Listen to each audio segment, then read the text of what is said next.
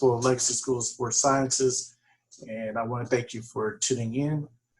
Going to go over some tips to help your student be successful during distance learning. So let's go inside. Let's get to my office and we will begin. The question of the day, or actually the question of the year, is how do I support my student during distance learning? So tip number one, help your child establish and stick to a routine. Many of our students are athletes and participate in sports, and we know that you become great in your sport when you do the same thing over and over again. Routine, rhythm allows us to perform at a high level. So repetition, again, allows the students to know what to expect and then are able to execute. So establish and stick to a routine. Tip number two is to establish clear lines of communications with the teachers, advisors, counselors. Once you get emails and websites and all the places and things that you need academically for them to be successful, organize it in one place so that when things come up and you have questions or concerns, you have access to that information pretty quickly. Tip number three is to reduce distractions. You've already established a routine. You have your communication, lines of communication with the school in place. Now it's time to get down to learning. And so you want to minimize the outside noise that's going on. Many of our students are okay with wearing headphones.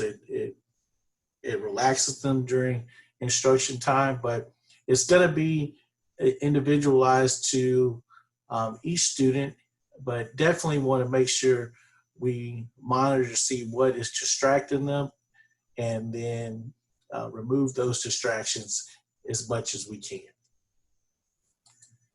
Tip number four is resist the temptation to sit in class with your child. So while instruction is going on or the videos are going on or Zoom, virtual office hours,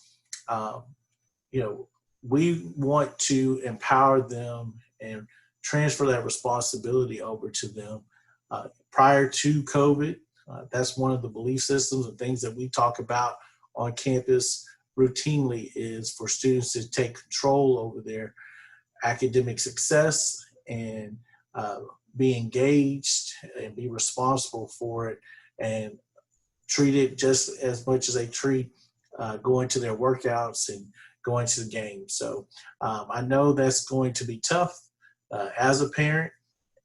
Myself, it's easier for us to sit down and make them do it, but we're trying to create the long game here and success at the long game and establish and create a responsible, independent learner. And that's not saying we're not supporting them, but giving them the opportunity to demonstrate that they can do it without us.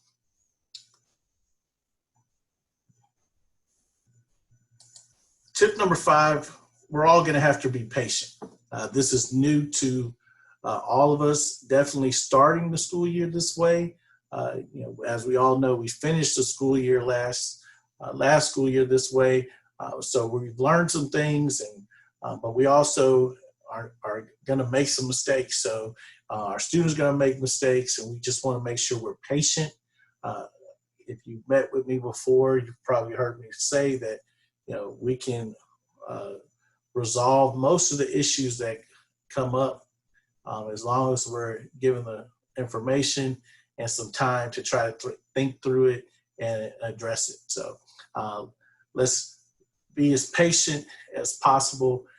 Again, I have a 10 and a 12-year-old, so I know how difficult that is as a parent. My younger one often pushed me to the limit last March, April, and May. When it's time to ask, if you feel like you want to check in with them, and you want to hold them accountable, you can always use the language we use here, and that's the legacy way. You can ask them, are you doing what you're supposed to be doing? Are you where you are supposed to be? Are you pursuing academic excellence? So these are things we ask when they're on campus if we feel like they're falling a little short or getting distracted or not meeting the expectation. So these are ways to ask without, again, jumping down their throat, being accusatory, which is, as a parent, I fall victim to that myself. So, you have a script there. You can always work with those questions to minimize the frustration that teenagers and preteens may sometimes give us while we're working with them. And lastly, just remember that at Legacy, we're a team.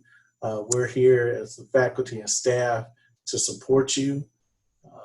And so, don't hesitate to reach out. Remember, from tip 2, I believe, to have those communication, the emails and things organized so you can get to us as quickly as you need to. So hopefully this helps. We know there's tons of other things you can do. We just wanted to give you a start, and we hope you are having a pleasant experience with Legacy so far.